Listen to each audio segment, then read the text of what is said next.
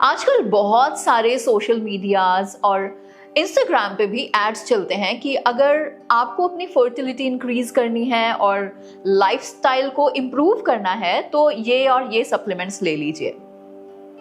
इससे आपकी लाइनिंग्स अच्छी हो जाएंगी और आप नेचुरली कंसीव भी कर सकते हैं।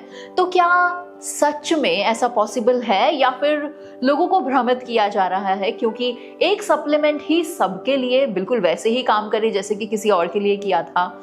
ये कहाँ तक सही है? क्योंकि सही गाइडेंस की भी तो जरूरत होती है। अगर सही गाइडेंस ना मिले तो इंसान को नुकसान भी तो हो सकता है इसका। देखिए, सबसे जरूरी ये है कि आप पहले अपनी प्लानिंग करें। इसके बाद में यदि बच्चा नहीं हो रहा है तो अपने टेस्ट करा के देखें। टेस्ट में यदि आपको ये पता चल रहा है कि ये दिक्कत है तो फिर 2-3 डॉक्टरों से सलाह लें कि इसके लिए सही क्या है। जब आपको ये पता चल जाए कि भाई ये दिक्कत है तो फिर आप उसका ट्रीटमेंट लें। जैसे हम लोग अपने प्रोग्राम में कहते हैं आपको ट्यूबरक्लोसिस है, ट्यूब बंद है, तो टीबी की दवाई खाएं। ट्यूब खुली हुई होनी चाहिए। स्पर्म में यदि दिक्कत है तो स्पर्म की मोरोफोलॉजी में दिक्कत है या उसकी क्वालिटी में दिक्कत है तो डॉक्टर से पूछें। इसके बाद में एग में दिक्कत है तो एग के लिए पूछें। तो सबके लिए अलग अलग मेडिसिन है। तो पहले आप ये डिसाइड करें कि दिक्कत क्या है।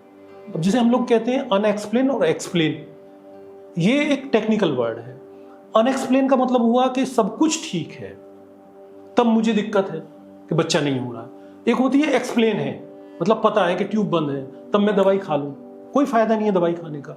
हाँ, अनएक्सप्लेन है तो आप चिकित्सक से पूछें कि जो मेडिसिन बुक्स में दी हुई है वो आप लीजिए।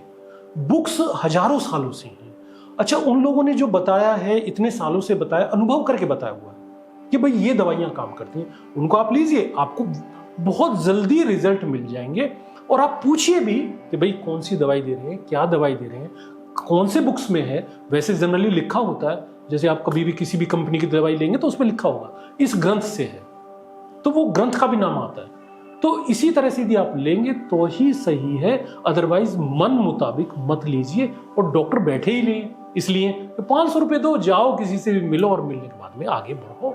और जो अनुभवी लोग हैं उनसे ही रास्ता पूछ लेना चाहिए। तो मेरा सुझाव यही है कि आप दवाई लें, बिल्कुल लें, पर किसी अनुभवी डॉक्टर से लें, पूछ के लें और उसकी अच्छी तरह से फीस भी दें। हमारे यहाँ तो खैर मुफ्त में है, आप आए पूछें, मुफ्त में, कोई चार्ज नहीं है। फोन पे भी पूछ सकते हैं, आके भी मिल सकते हैं। तो पहले मिले और मिलने के बाद में फिर आगे